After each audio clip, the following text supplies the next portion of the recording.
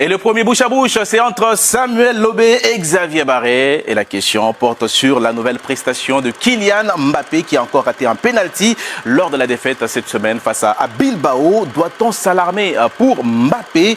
Je ne lui tombe pas dessus, je prends cet exemple des pénaltys pour expliquer le désamour ou un certain désamour sur Kylian Mbappé. Il était au Paris Saint-Germain. Le meilleur tireur de pénalty de l'histoire du foot, c'est Neymar Junior. Le gars, il fait un truc incroyable. Il regarde le gardien, il va prendre un verre au bar et il vient et il finit le pénalty. Le gars a marqué dans son contrat, soi-disant, que c'est lui qui doit tirer les pénaltys. Mais non, c'est pas possible. T'es dans un sport d'équipe, s'il y a quelqu'un qui tire mieux les pénaltys, s'il y a quelqu'un qui tire mieux les coups francs, c'est à lui de les tirer. Et peu importe que t'aies envie de statistiques, que t'aies envie de marquer des buts, etc.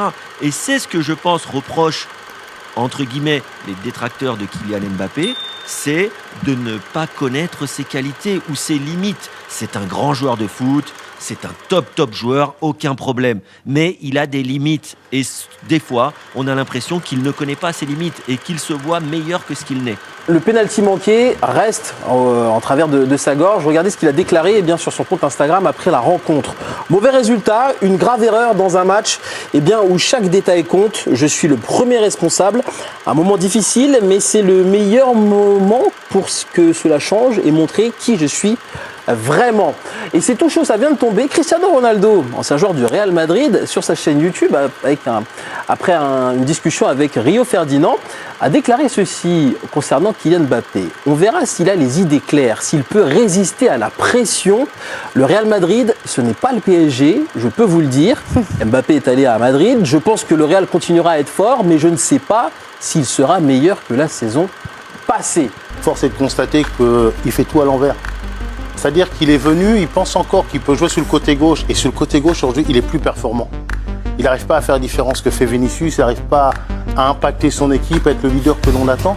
Il doit se concentrer sur son rôle d'avant-centre. Aujourd'hui, je ne sais plus où il joue. Il est un peu avant-centre, au cœur du combat. Il est dans le décrochage comme un milieu. Il va à côté. Il est un peu partout et nulle part.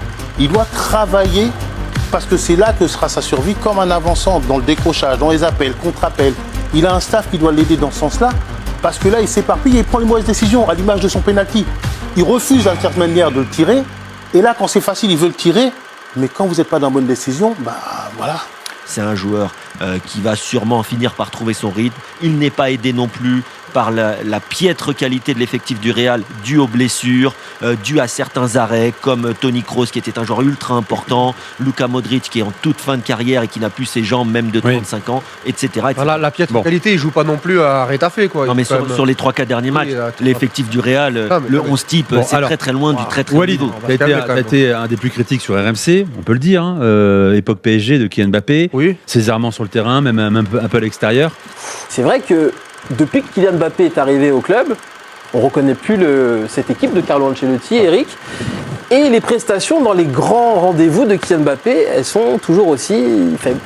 Pour lui, c'est difficile, évidemment. Alors, l'adaptation, alors, il n'est pas nul, parce que tout le monde te fait passer aussi pour un Mbappé qui est nul. Alors, évidemment, il est largement meilleur habituellement, mais voilà, c'est surtout dans l'attitude, dans ce qu'on peut observer sur le terrain, là, par exemple, si on prend l'exemple du penalty, c'est une horreur parce que tu subis cette pression avec lui et tu sens qu'en fait il n'est pas du tout détendu pour tirer ce penalty. Tu sens qu'il y a tout le poids de sa pression et il te tire ça tellement mal tiré et que le gardien l'arrête. Mais voilà, c'est un cadeau pour le gardien. Donc tu sens vraiment qu'il y a un malaise. Forcément, moi je parlais de dépression la dernière fois parce qu'on essaie de ne pas mettre le mot dessus. Je pense qu'il y a quand même quelque chose comme ça, évidemment. Mais voilà, après c'est un compétiteur. C'est vrai que c'est pas pareil. Le Real Madrid n'est pas pareil que le Paris Saint-Germain. Il ne sait pas, il n'est jamais allé à Ronaldo au PSG. Mais il connaît la pression du Real. C'est pas pareil. Non, ça n'a rien à voir. Elle est forte, ça. Ça n'a rien à voir par rapport aux obligations. Les obligations du PSG ne sont pas les obligations du Real, c'est sûr. Mais par rapport à ce que dit Kylian Mbappé sur son post Instagram, dans sa story, il dit c'est pas le meilleur moment. C'est la première fois aussi qu'il ouvre la porte au fait de dire, d'assumer.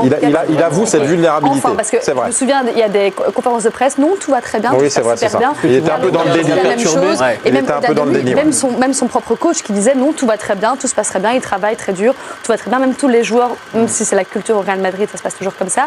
Moi, par contre, exactement, hier, ce que j'ai trouvé, c'est que le body language, tout ce qui transparaît, son visage, sa posture, il n'y a rien qui est qui est positif. L'énergie, en fait. même. Il n'y a Tu peux aucun parler d'énergie signal aussi. qui est ouvert. Aucun. Et ça qui me perturbe un petit peu. Je dis, il n'est pas nul, effectivement, mais il est en deçà, clairement, de ses standards, ça c'est sûr. Et ça devient très compliqué parce qu'au Real Madrid, tu as un devoir de résultat, surtout que là tu dois pallier des absences. C'est là où c'est différent. Très importantes, et c'est là où tu dois te montrer dans des matchs aussi importants, surtout que tu pouvais dépasser au classement le Barça, c'était l'occasion parfaite en fait, c'était plus qu'à 2 points, donc c'était juste nickel, et tu ne le fais même pas, moi je suis un peu déroutée. Ça va aller. Xavier Barré, pour vous c'est non, pourquoi? Mais quel joueur aussi prestigieux soit-il s'est intégré dans sa nouvelle équipe du jour au lendemain, comme ça? Sans temps d'adaptation? Moi, je me souviens de Michel Platini à la Juventus, ça avait été compliqué. Zinedine Zidane aussi, ça se fait pas comme ça.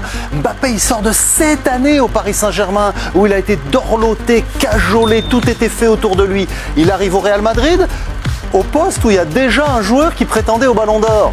Vinicius, il faut donc qu'il se repositionne, il faut qu'il s'adapte, il faut qu'il crée des automatismes, il faut qu'il prenne ses marques dans cette équipe. Ça se fait pas en un jour, ça se fait même pas en une semaine, même pas en un mois, il faudra peut-être une saison. On connaît le talent de Mbappé, on connaît sa personnalité. Moi, je suis pas inquiet, je suis sûr qu'il va y arriver.